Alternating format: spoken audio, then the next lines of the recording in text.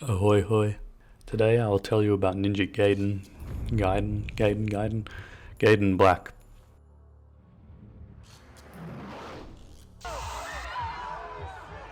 A hack and slash action adventure game released by Team Ninja on the original Xbox in 2004, the golden age of gaming. In this game you play as Ryu Hayabusa, a well-respected member of the Hayabusa Dragon Ninja clan and the son of Joe Hayabusa.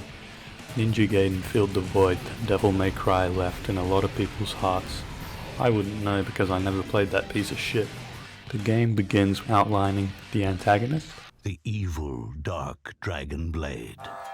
A legendary sword, said to have been carved out of the bones of a black dragon. It brought plague and death to the world during the age of ancient myth. and the protagonist, The dragon sword, another weapon protected by the dragon lineage since ancient times. Think of the Dark Dragon Blade as someone that just wrote a questionable book, and the Hayabusa Ninja clan is making sure it doesn't do anything else stupid. Oh, and they also introduced Ryu Hayabusa, whoever that is. Firmly in the hands of young ninja Ryu Hayabusa. In true Japanese fashion, the game starts with Ryu slaughtering his classmates in ninja school. I don't know why he does this, maybe he was bullied, I don't know. This level introduces basic mechanics to the player, such as movement controls, combat controls, healing, unlockable doors, and the essence mechanic. Yellow essence is currency, blue essence heals the player, and red essence restores 1 pip of ki, which is basically mana, used to cast spells. When you charge an attack though, you will absorb nearby essence to charge your attack faster, and any enemy killed by these empowered attacks will drop significantly more yellow essence. It's an interesting risk-reward mechanic that gives more control to the player with regards to the flow of combat as well as the flow of their money bags. This first area also teaches the player about locked doors, something you'll encounter a lot in this game. The level concludes with Ryu fighting the boss of this dojo. Come here, baby. Let me teach you something. Let's fast forward a bit. Ryu's village gets raped and pillaged as the Dark Dragon Blade is plundered by Doku shortly after he kills Ryu's best friend Korea. Ryu, filled with rage and a duty to protect his village, proceeds to get one-shot by Doku. In Ninja Gaiden Sigma, a cross between Ligma and Sugma, you can actually fight Doku here, and it's extremely difficult for this point in the game, but the outcome is the same regardless if you win or lose. Ryu then gets resurrected and dons his iconic Gimp outfit. The next mission takes place on an airship where Ryu fights Urgot wearing a G-string. Damn, boy, he's thick, boy! Ryu crashes the blimp and arrives in Tehran, the capital city of the evil Vigur Empire. This is when the open world of the game is introduced to the player. The music and atmosphere of the Vigur streets are so fucking based. The narrow cobblestone streets remind me of Stockholm or Turkey or some shit. There's plenty of diverse environments in this game, all with their own color palettes and cultural influences such as Egyptian tombs, Mayan temples, Chinese squares, and Gothic churches. So how's the gameplay? Pretty fucking good. Movements feel responsive and Ryu is a fucking badass to play. Everything just flows properly and it holds up even by today's standards. The game runs at a solid 60 FPS and looks great, the only downside being that each door is pretty much a mini loading screen that disrupts the gameplay. You also have to go to the pause menu to use items or swap weapons. You'll notice this particularly when versing a difficult boss. Now let's talk weapons. Ryu's got a wide range of tools stuffed in his pockets to dispatch his enemies with ease. You've got the Dragon Sword, which is pretty much the go-to weapon against most enemies, as it has the most combos in the game. You've got the Nunchucks and the Vigorian Flail, which both pretty much have the same moveset. These are the fastest melee weapons in the game, unleashing a flurry of strikes per second. Pretty good against smaller enemies. The Luna is a staff with the widest range of sweeping attacks that pummel enemies into a pulp. The Warhammer crushes enemies with slow but heavy swings. The Debilero is a great sword which pretty much outclasses the Warhammer as it has longer combo strings. The Kutetsu is a katana which can split into 2 different swords as well as drain the life out of foes. There's a wooden sword which is a bit of a joke weapon, but when you fully upgrade it, it turns into unlabored flawlessness. Easily one of the best weapons in the game. When you obtain all 50 of the collectible golden scarabs and return them to the shopkeeper, you will unlock a lightsaber skin for the dragon sword, as well as the infamous Dark Dragon Blade. It's not infamous due to the in-game universe hyping it up as an unstoppable weapon of death, but rather how dogshit it is. It's not necessarily bad, but you would expect more from a weapon of this caliber. With all these weapons you can experiment and figure out which ones suit your playstyle the most. However, most experienced players will always find themselves coming back to the Dragon Sword as it has the most combo strings. Some of the weapons include a move called the Azuna drop, and you're morally obligated to use it as much as possible throughout the game. For key powers, there's fire wheels, engulfing Ryu with small orbiting fireballs, damaging enemies that get too close.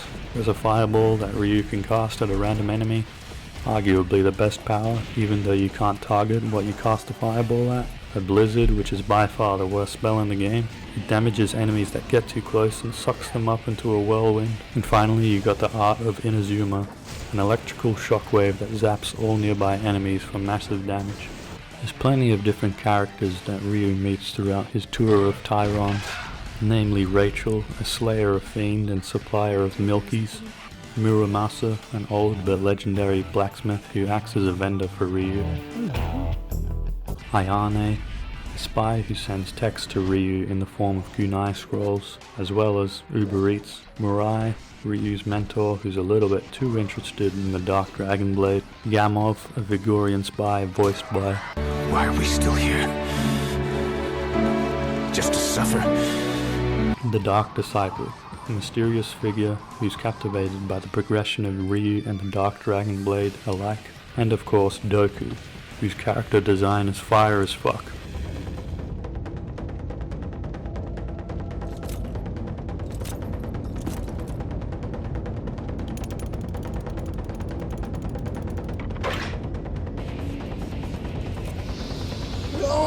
In Ninja Gaiden Sigma you can actually play as Rachel for a few missions. She plays pretty much the same as Ryu, just with some different animations. The best part about Doku is that whenever he's on screen he's pretty much BTFOing Rachel. Along with these characters there are enemies to battle who vary depending on the difficulty you play on. Enemies consist of bats, beetles, these fucking things, ninjas with fire swords, samurai, fat wizards, cat women, security guards, security robots, shadow fiends, laser crabmen, phantoms, zombies. What if it was purple?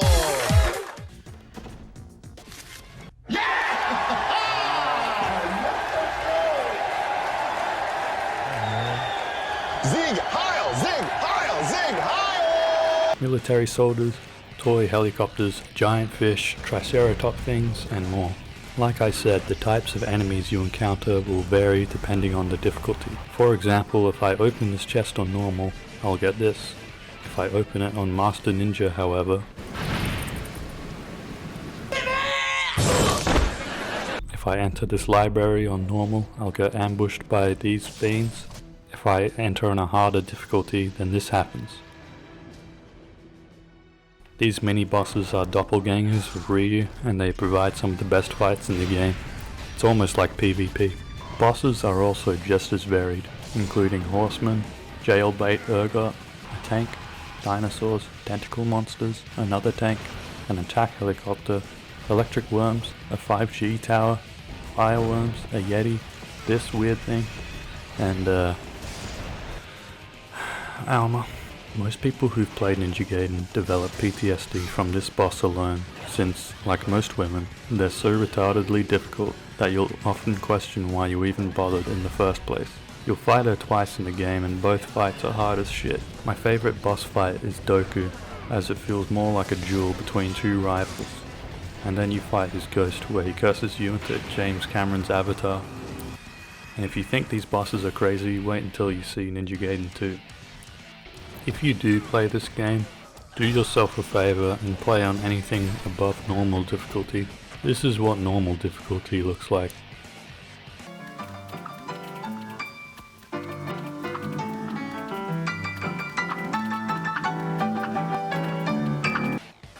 And this is what Master Ninja looks like.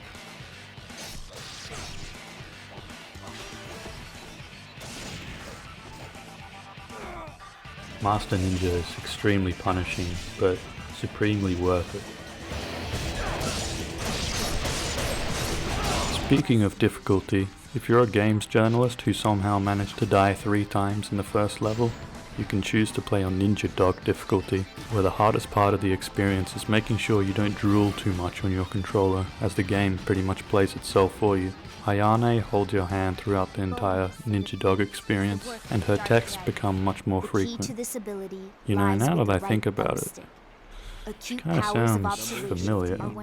Burger King foot lettuce. It's pretty cool, the additional items you get in this mode. They mainly consist of rice buns, incense, and ribbons, but still a cool feature nonetheless. And that's pretty much it. I apologize for taking so long with this video. I got a bit distracted by Valheim.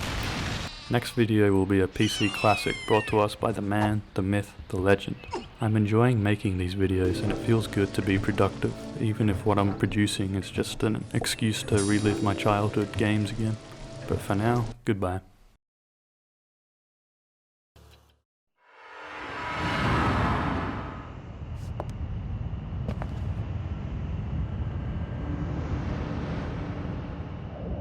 It's gonna be a busy night.